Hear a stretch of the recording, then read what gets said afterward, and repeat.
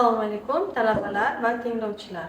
Men Abu Ali ibn Sino nomidagi Buxoro davlat tibbiyot instituti onkologiya kafedrasi assistenti PhD Iskandar va Iroda Mashrabjanovaman.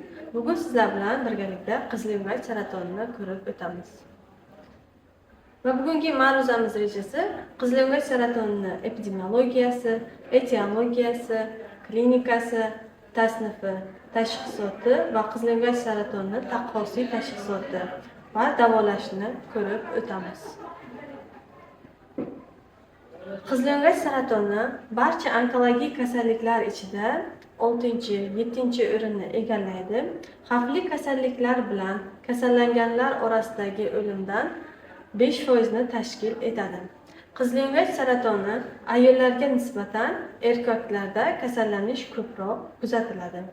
Ovqat hazm qilish yo'li xavfli o'smalari ichida qizilyo'ngach raki 2-3 o'rinni egallaydi. Ko'proq qariyalarda, yoshi 60 yoshdan oshgan kattalarda kasallanish ko'proq kuzatiladi. Qizilyo'ngach saratonini uchrash bo'yicha statistik ma'lumotlarni ko'rib o'tadigan bo'lsak, qizilyo'ngach saratoni eng og'ir kasalliklardan biri bo'lib, xavfli o'smalarning taxminan 2% ga yaqin qismini tashkil qiladi. Qizilyo'ngach saratoni eng ko'p uchraydigan mintaqalarga bu har 100 ming aholiga 25-30 kishi kiradi. Shimoliy Eron, Turkiya, O'rta Osiyo, Janubiy Qozog'iston, Shimoliy Xitoy va Mo'g'uliston kiradi. Bulardan tashqari, u bilan yuqori darajada kasallanish har 100 ming aholiga 10-20 kishi, ya'ni Janubiy Afrika, Fransiya, Braziliya, Hindistonning ba'zi bir mintaqalari va AQShning qora tanli aholisi o'rtasida ko'proq kuzatiladi. Yevropa mamlakatlarida bu o'sma nisbatan kamroq uchraydi, ya'ni 100 ming aholiga nisbatan erkaklar orasida 4, 7, ayollar orasida 1-2 ni tashkil qiladi. Kasallanish ko'p bo'lganga ushbu xastalik tub xalq orasida mahalliy bo'lmagan aholiga nisbatan 5-10 barobar yuqori kasallanish kuzatiladi. Bunday tafovutning bo'lishiga aholining ovqatlanish xususiyatlari va genetik omillarning ta'siri sabab bo'lishi mumkin. O'zbekistonda o'tgan 5 yil ichida qizilyo'ngach saratoni bilan kasallanish sekin-asta kamayib borganligini statistik ma'lumotlarda kuzatishimiz mumkin bo'ladi. O'zbekiston aholisi ichida qizilyo'ngach saratonining tarqalishi har 100 ming aholi orasida aniqlangan bemorlar sonini ko'radigan bo'lsak, qizilyo'ngach saratoni bilan kasallangan eng yuqori ko'rsatkich bu Qoraqalpog'iston Respublikasida 19,3 ni, Andijonda 8,1, Navoiyda 6,7 va eng kam ko'rsatkich Toshkent shahrida 2,2 ko'rsatkichi bilan qizilyo'ngach saratoni kasallanishi aniqlandi. 1998-yildan beri onkologik kasalliklar orasida O'zbekistonda 3-o'rinda qizilyo'ngach saratoni turadi. Kasallanish yosh ulg'ayishi bilan o'sib boradi va 60 yoshdan oshgan kishilar o'rtasida eng ko'p kasallanish uchraydi va 30-40 yoshdagi aholi o'rtasiga nisbatan shu yoshlarda kasallanish 8-10 barobar yuqori kasallanish kuzatiladi. Barcha xavfli o'smalar ichida bu o'smadan vafot etish ko'rsatkichi bo'yicha 2-o'rinda turadi. Qizilyo'ngach saratonining etiologiyasini, ya'ni keltirib chiqaruvchi omillarni ko'rib o'tadigan bo'lsak, bu insonlarni juda qaynoq ovqatlarni va spirtli ichimliklarni iste'mol qilishi natijasida kelib chiqishi mumkin. Qolaversa, bir xildagi ovqatlardan iste'mol qilish vitaminlarni organizmda A, C, B vitaminlarini organizmda yetishmovchiligi natijasida kelib chiqadi. Yana kanserogen moddalar bilan sistematik kontaktda bo'lib turish hisobiga ham qizilyo'ngach saratoni kelib chiqadi. Surunkali ionlashtiruvchi nurlar ham o'sma keltirib chiqaruvchi xavfli omil bo'lib hisoblanadi. Qizilyo'ngach shilliq qavati ko'p vaqt davomida surunkali, mexanik, ximik, termik ta'sirlanishi natijasida ham qizilyo'ngach saratoni rivojlanishi mumkin.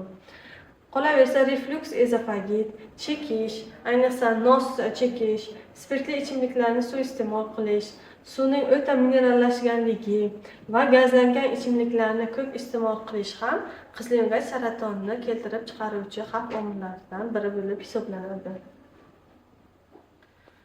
Qizilyo'ngach saratonini rak oldi holatlarini ko'rib o'tadigan bo'lsak, ularga aytishimiz mumkin: surunkali ezofagit, leykoplakiya kasalligi, qizilyo'ngach yarasi, kuyishdan keyingi chandiqlarning paydo bo'lishi, qizilyo'ngach poliplarini keltirib o'tishimiz mumkin. Bu kasalliklarni keltirib chiqaradigan sabablarda ximik, termik va kimyoviy mexanik ta'sirotlarni ham aytish mumkin. Chunki bulardan so'ng surunkali yallig'lanish jarayoni paydo bo'ladi. Ovqatlanish gigiyenasiga rioya qilish, og'iz va tishlarni sanatsiyasiga e'tibor berish kasallikni oldini olishdagi vazifalardan bo'lib hisoblanadi. Kasallikni oldini olish uchun saraton oldi kasalliklarini o'z vaqtida aniqlash va davolash, dispanserizatsiya nazoratini amalga oshirish lozim bo'lib hisoblanadi. Qizilyo'ngach saratonini klinikasini ko'rib o'tadigan bo'lsak, bunda birlamchi yoki mahalliy simptomlar, ya'ni qizilyo'ngach saratonining asosiy klinik belgisi bu disfagiya. Ya'ni barcha ichki a'zolar xavfli o'smalardan disfagiya belgisi bilan farq qiladi qizilyo'ngach saratoni. Bemor disfagiyadan shikoyat qilsa, unda o'sma borligiga shubha qilish mumkin. Disfagiya nima o'zi bu? Ya'ni bu ovqatni qizilyo'ngachdan qiyinchilik bilan o'tishi bo'lib hisoblanadi. Disfagiya o'sma tufayli a'zo bo'shlig'ini toraytiradi, ya'ni mexanik disfagiya yuzaga keltiradi. Lekin ba'zi holatlarda disfagiya qizilyo'ngachning yuqori qismlarida spazmida, ya'ni reflektor disfagiya ham kuzatilishi mumkin. Ko'p holatlarda disfagiya asta-sekin kuchayib boradi. Dastlab bemor ovqatning tush orqasiga tushishi yoki go'yoki tiqilib o'tishidan shikoyat qiladi.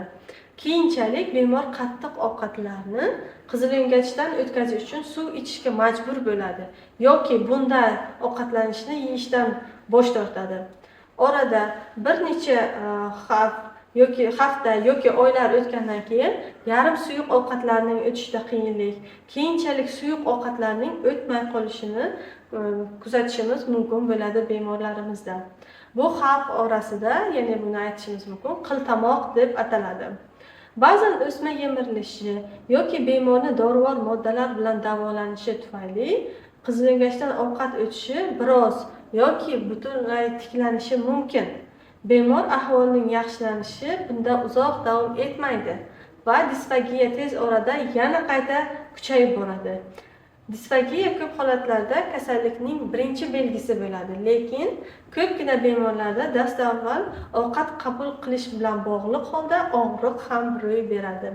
Bu o'smaning yaralanish belgisini bildiradi. Qolaversa, qizilyo'ngach saratoni mavjud bo'lgan bemorlarimizda quyidagi yana klinikalar namoyon bo'ladi. Bular bemorning tana vaznining kamayishi.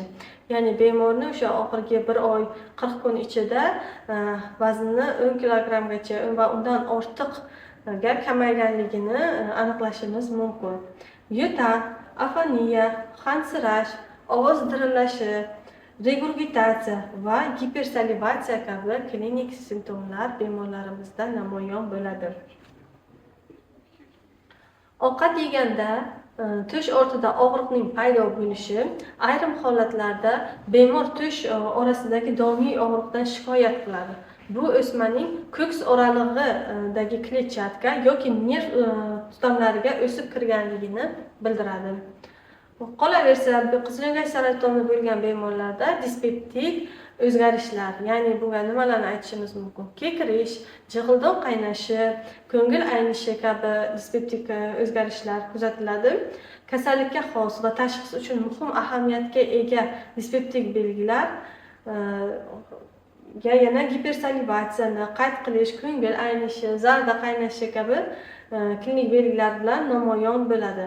Bularning hammasi ko'pincha rivojlangan stenozda ro'y beradi bemorda. Bu asosan o'sha pilorik kardial qismida kuzatiladi qizilo'ngachning. Bundan tashqari og'izdan yoqimsiz hid kelishi mumkin. Bu o'sha o'smaning yemirilishi va qizilo'ngachning to'raygan qismi yuqorida chirish jarayonining boshlanganligini dan darak beradi. Buni bemorning o'zi yoki uni o'sha atrofdagi kishilari darhol bu belgini payqashadi. Agar o'sma qizilo'ngach devordan tashqariga chiqib, ko'ks oralig'i va ko'krak bo'shlig'idagi a'zolarga o'sib kirgan bo'lsa, adashgan yoki qaytuvchi nerv hiqildoq nervlarining zararlanishi tufayli simpatik nerv, traxeya va bronxlarni bosilib qolishi, mediastit belgilari ham qizilo'ngach saratoni bo'lgan bemorlarda kuzatilishi mumkin. Agarda adashgan nervning shikastlanishi bu yurak faoliyatining buzilishiga, simpatik nervning zararlanishi, Gorner sindromining namoyon bo'lishiga va qaytuvchi nerv faoliyatini buzilishi, hiqildoq falaji va ovozning xirillashiga olib keladi va kuzatiladi. Bemorlarda kuzatiladigan o'sha disfagiya eng muhim belgilarimizni demak 4 ta darajasi mavjud. Ya'ni bu birinchi darajamiz yuqori yengilroq, ya'ni qizilo'ngachdan qattiq ovqatlar o'tishi qiyinlashadi. Ya'ni o'sha non, go'sht kabi ovqatlar iste'mol qilganda suv bilan iste'mol qila boshlaydi bemor. Ikkinchi darajali disfagiyada qizilo'ngachdan yarim suyuq kashaobrazniy ovqatlarni, o'sha bo'tqaga o'xshagan suyuq ovqatlarning o'tishi qiyinlashib qoladi bemorda.